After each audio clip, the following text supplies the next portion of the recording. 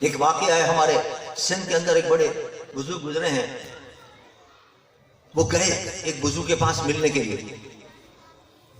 تو ظاہر بات ہے جب دو فن والے ہوتے تو وہ اپنے فن کا مظاہرہ کرتے ہیں تاکہ پتہ چلے کہ میں اس فن کے اندر ماہر. ڈاکٹر ہوگا تو اپنی ڈاکٹری بتائے گا، کوئی وکیل ہوگا تو آئے گا میں فلاں میں نے ڈگریاں لی ہیں، بارٹ لا کر کے آیا ہوں فلاں جگہ سے، تاکہ دوسرے وکیل پر رو پڑے.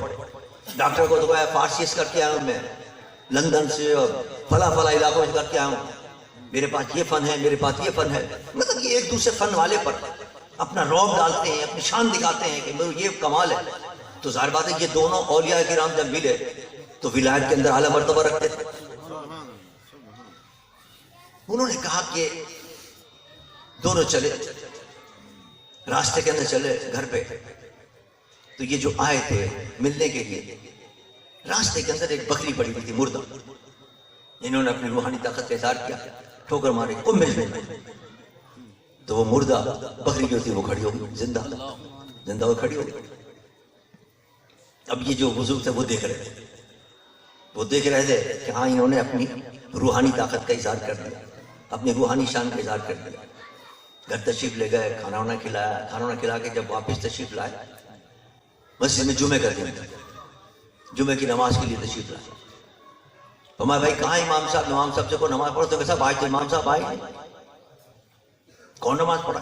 آپ نے فرمایا جاؤ باہر دیکھو، جو شخص ملے تمہیں جاتا وہ اسی کو لا کے کھڑا کر دو.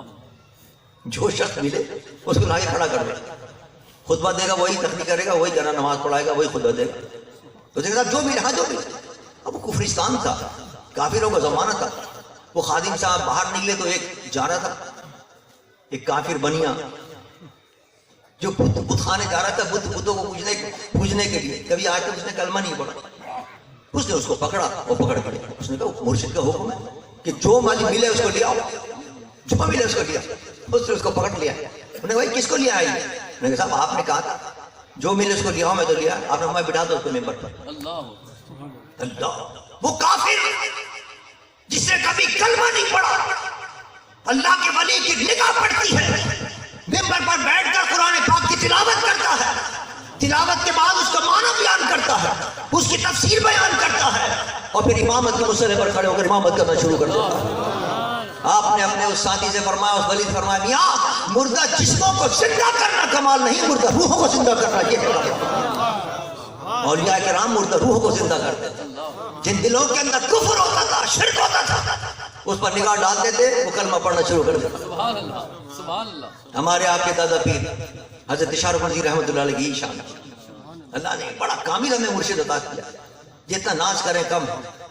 آج کل تو جھوٹے پیر آپ کو بڑے ملیں گے، ڈھونگ رچانے والے بڑے ملیں گے، آپ جاہل پیر بڑے ملیں گے، ایک لفظ نہیں پڑھا کبھی اور آپ پیر بن گئے. پیر کے لیے سب سے پہلے علم شرط ہوتا ہے، عالم نہیں ہے اور پیر بن گئے. لیکن ہمارے مرشد کو اللہ نے علم ظاہر کا بھی بادشاہ بنایا، علم باطن کا بھی بادشاہ بنایا. کہ جب آپ کبھی الور کے کسی بازار سے گزر جایا کرتے تھے تو بنیوں کی ہندوؤں کی جو دکانیں ہوتی تھی، ہندو بنی اپنی دکانوں کو بند کر لیا کرتے تھے. لوگ کہتے تھے کیوں بند کر رہے ہو؟ کہتے ہیں یہ عجیب آدمی ہے، جس پر نگاہ پڑتی ہے وہ لا الہ الا اللہ پڑھنا شروع کر دیتا ہے. وہ کہا نا کسی ہندو کا شعر ہے، لیکن کیا شعر کہہ گیا ہندو کہتا ہے کہ طرف شانی نے تیری قطروں کو دریا کر دیا